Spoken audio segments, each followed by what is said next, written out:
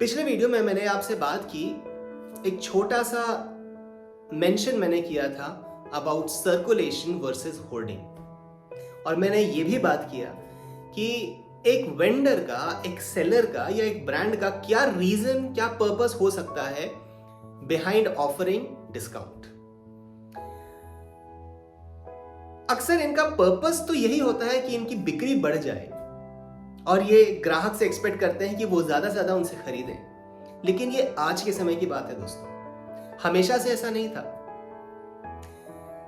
Indian culture में, भारतीय संस्कृति में अगर हम हिस्ट्री में जाकर के देखें तो सदियों सहस्राब्दियों से बाजार बनते आए हैं, दुकानें लगती आई हैं, लोग जाकर के दुकानों में अपना सामान खरीदते हैं और अपने घर पर लेकर के आते हैं वो सामान जिनकी उन्हें जरूरत थी। एक बार फिर से, लेकिन पहले ये ट्रांजैक्शन किसी और तरीके से होता था। आइए उसे समझते हैं। तो पहले के जमाने में ग्राहक अपने घर से निकल के दुकान तक जाते थे, वहां पर एंटर करते थे, जो उनके पसंद का आइटम होता था उसको वो बताते थे कि मुझे खरीदना है, और दुकान उस आइटम को खरीदने में ग्राहक की मदद करते थे।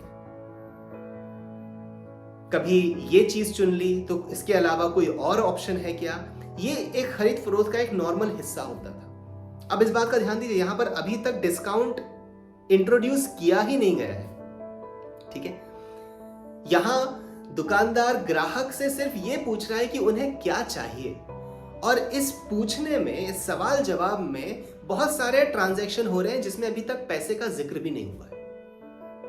इन ट्रांजैक्शंस में दुकानदार अपनी अवेलेबिलिटी ग्राहक को बताता है, ग्राहक अपनी प्रेफरेंसेस, अपने इमोशंस, अपने बजट के बारे में दुकानदार को बताता है। इससे दोनों के बीच में एक दूसरे को लेकर के जानकारी बढ़ती है। थोड़ी थोड़ी देर में ये लोग एक दूसरे के साथ में कुछ हंसी मजाक करते हैं, और इससे क्या होता है, एक ऐसा एक्वेंटेंस, एक ऐसा हल्की सी जानकारी एक दूसरे के साथ में जान पहचान जैसी बढ़ जाती है, जो कि कई लंबे समय तक फैमिलियरिटी के रूप में बनी रहती है। एक खूबसूरत सा ट्रांजैक्शन जिसका सिर्फ एक पर्पस है, और वो पर्पस सबसे इंपॉर्टेंट क्या है, वो पर्पस कॉमन है कि मैं मेरी जरूरत का सामान खरीद लूं और ये व्यक्ति जो मेरी दुकान पर आए हैं ये अपनी जरूरत का सामान मुझसे ले जाए, मेरा भी काम चल जाए और इनकी भी जरूरत पूरी हो जाए, मुझे मेरी चीज मिल जाए, और इनके साथ में जो मैंने 2 मिनट बैठ के बात कर ली, इससे मेरा एक अच्छा रिलेशन इनके साथ बन गया। सहाय सम सुख दुख, helper is the one who finds his happiness और her happiness in the happiness of the one who he is helping. यानी कि एक सही मायने में हेल्पर वो है जो सामने वाले, जिसको वो मदद कर रहा है या कर रही है, उसके सुख में और दुख में अपना सुख और दुख पाता है। कितना खूबसूरत सी बात है। लेकिन क्या ये आज उतना ही ज्यादा अप्लाई होता है? नहीं। डिस्काउंट से ही चीजें शुरू होती हैं। मैंने पहले वीडियो में इस बात का जिक्र किया था कि आज की तारीख में कस्टमर्स सबसे पहले डिस्काउंट देखते हैं, उसके बाद डिसाइड करते हैं कि मुझे यहां जाना है, फिर चाहे वो ऑनलाइन प्लेटफॉर्म हो या फिर शॉप हो। और यहीं से मैनिपुलेशन ऑफ चॉइसेस शुरू हो जाता है। मैंने सबसे पहले मेरी चॉइस को वहीं मैनिपुलेट कर लिया, उसी जगह पर मेरी जरूरत को मैंने दरकिनार कर दिया और मेरी हसरतों को, मेरी डिजायर्स को मैंने प्रायोरिटाइज कर लिया, और यहां पर कहानी खत्म नहीं हो जाती।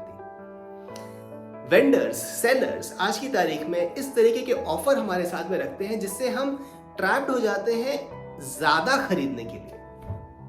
उदाहरण के तौर पे, जितनी भी कीमत का सामान खरीदा है उससे 1000 रुपए और खर्च कीजिए और आपको 200 रुपए का डिस्काउंट मिलेगा, या फिर और आपको 50% की डिस्काउंट पर आ जाएंगे, ठीक है। या फिर ये कूपन लीजिए 500 रुपए का और अगली बार आप हमारे स्टोर पर से ही आकर के खरीदी कीजिए।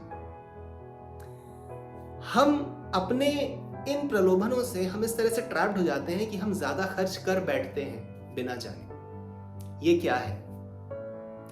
ये कंज्यूमरिज्म और होर्डिंग का वो मायाजाल है दोस्तों, जो मॉडर्न मैनेजमेंट में, मॉडर्न बिजनेसेस में ही देखने को मिलता है। ये कभी भी हमारे कल्चर का हिस्सा ऐसा नहीं था। तो जब कंज्यूमरिज्म और होर्डिंग की बात चल रही है तो इसके ऑपोजिट में इसका क्या सॉल्यूशन हो सकता है? इसका सॉल्यूशन है हमारे ही हिस्ट्री में, हमारे ही अंदर मिनिमलिज्म, अपनी जरूरतों की चीजों को ही अपने पास में रखना। और अगर ये इतना ज्यादा आजकल डिस्कशन में आ रहा है मिनिमलिज्म, तो क्यों ना हो, वो जरूरी भी है। हमारे रिसोर्सेज का इफेक्टिव यूटिलाइजेशन ही मिनिमलिज्म के द्वारा हो सकता है। हमारे थॉट्स, हमारी एनर्जीज जिस तरह से कंज्यूमरिज्म और डिस्काउंट्स के पीछे भागते हैं, उन डायरेक्शन में जाने की बजाय अगर हम कंस्ट्रक्टिव डायरेक्शन में लगाएंगे तो ना तो सिर्फ हम इन डिस्काउंट के पाश से मुक्त हो पाएंगे, बल्कि हम हमारे डे टू डे एक्टिविटीज के साथ में भी ज्यादा जस्टिस कर पाएंगे।